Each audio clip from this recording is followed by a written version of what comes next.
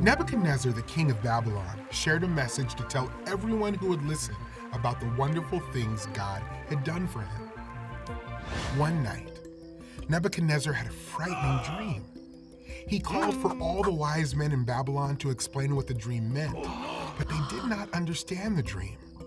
Finally, Nebuchadnezzar told Daniel about the dream.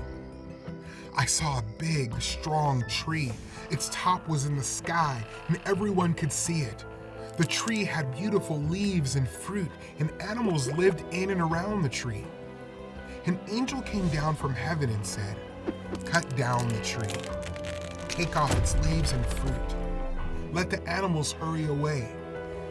The angel said only the stump and roots would be left in the ground.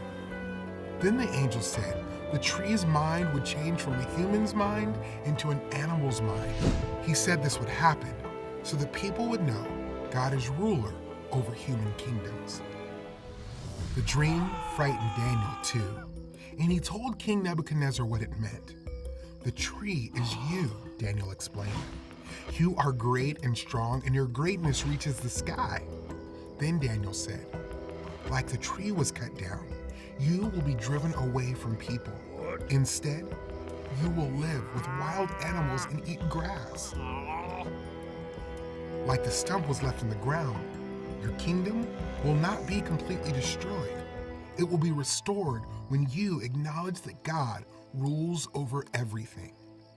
A year later, the king's dream came true.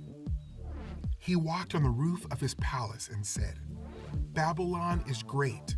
I built this kingdom with my power and for my glory." Suddenly, the king heard a voice from heaven. "King Nebuchadnezzar, you will be driven away from people.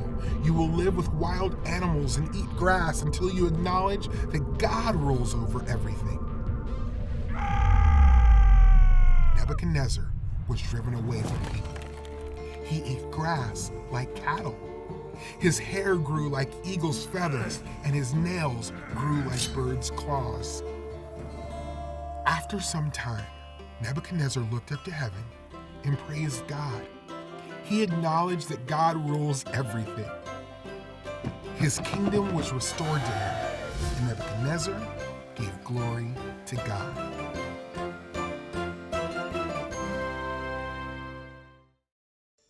Pride steals God's glory. God humbled King Nebuchadnezzar so he could see that God alone deserves glory. Jesus is the King of Kings who humbled himself by coming to earth and dying on the cross. Jesus saves sinners so we can live for God's glory.